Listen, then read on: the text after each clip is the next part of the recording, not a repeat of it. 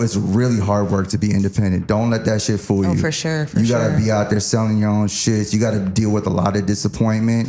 This is the Rockwell podcast. Tastemakers Tuesdays, you feel me?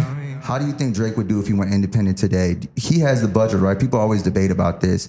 Like, does he need a major right now? Because I genuinely want to ask, and I wanted to shout out Dave Chappelle because he does that at comedy and you're a comedian. And he did that in Ohio, Yellow Springs. He would do the shows at his crib. But yeah, independently, like, you think, because I gotta just touch on that. I was trying so hard not to expand on that. But you think Drake would be as successful now? I'm talking about like starting today. Say he went independent today. You think he would be as successful, Steven? I do. Yeah, I do. Yeah. I do. Why? If he's building with the same team and he just has the same quality of music, yeah, people. I mean, the kids, everybody's gravitating to the DIY shit. Yeah. You know, everybody. I mean, you go listen to your little nephews and your cousins' music, bro. The music ranges from a bunch of young people making their own shit. Yeah. Wherever they are making it, and they have a fan base. They have a fan base doing it. So it's like, yeah, I think he could totally do it. He will probably see twice as much as money that he's seeing now. And yeah, I think he just have a little bit more decision-making power. I'm sure he's still not able to do the things that he would like to do only because he has people telling him no. And if he was independent, I'm sure a lot of the decisions that he's wanted to make in the past and even up until now, he can probably do them with much more ease. That's actually really interesting. I never considered the fact that Drake was, because I thought OVO was his. OVO is his, but he's still signed to Universal. And he's still under the Cash Money umbrella. But people say Cash Money is like a silent partner. So like Drake really isn't really, like Cash Money's not reaping the same revenue and from Drake's sales like they used to. But he's still under that umbrella. And yeah, continue, because Then with that being said, I'd be really curious to see how he evolves with him being in charge of the whole creative process and everything, because I never really took that into consideration. Basically, it's like spending other people's money, right? So I know Drake has like a shitload of money. He don't got Universal money. Shout out to Universal. But it's also like, why not? And I don't know. And to compare that to young up and coming rappers, it's gonna be hard to do what Drake's able to do independently.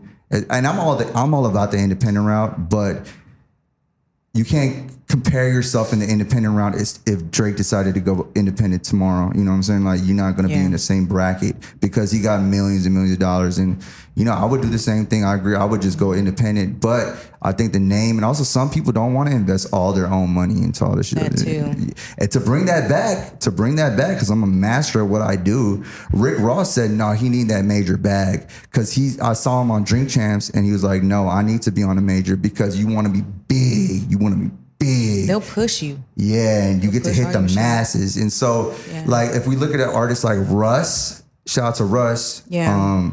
He is not necessarily considered by people a part of the culture.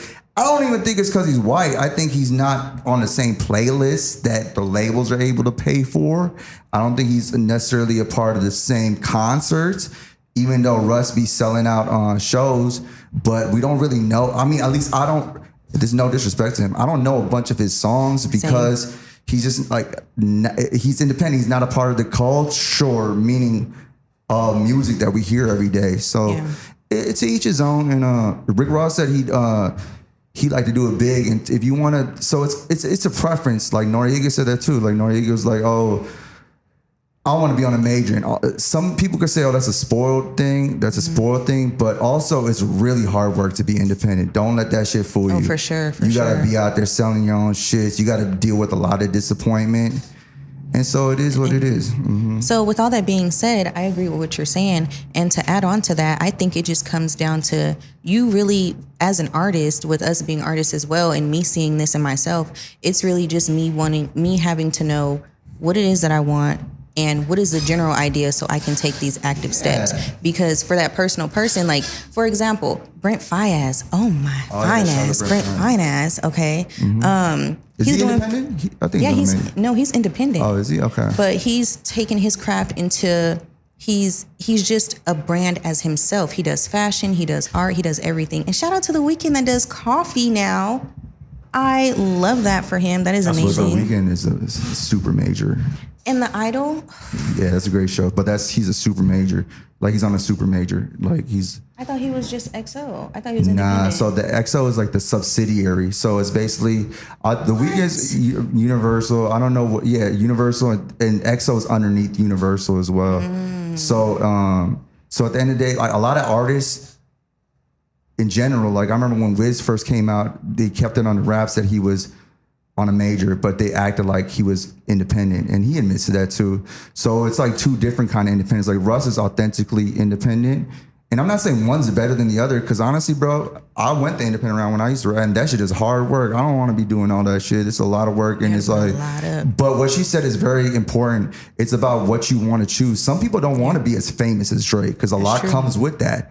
Not a lot of people can handle that. Yeah. So I know we starting off on this topic, and it's a great topic to start off on. And yeah, just to all you young artists out there, choose what you want to do. You know what I'm saying? Like it's almost like, because you in comedy, Dave Chappelle, he kind of it's not technically true, but it kind of is true. Like he was kind of on a major because he's Comedy Central, Chappelle Show, all that shit. Like he was in the Hollywood machine, and then he chose to leave that behind and come back independent. That's almost the same as if, like maybe if Drake were to do the same. Well, Drake wouldn't leave, I guess, but like it's like Dave Chappelle built up his machine through the mass marketing of the Hollywood machine and came back independent, and kudos to Dave Chappelle for doing that. And he still got his rights to the Chappelle Show from Comedy Central and Netflix. So yeah.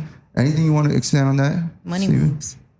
No, yeah, I agree. That's dope. I feel like when it comes to music, though, it's like, I feel like the music would be completely different if we had encouraged people to go the independent route, because radio would look different. Like I don't like the radio. I think the radio is garbage.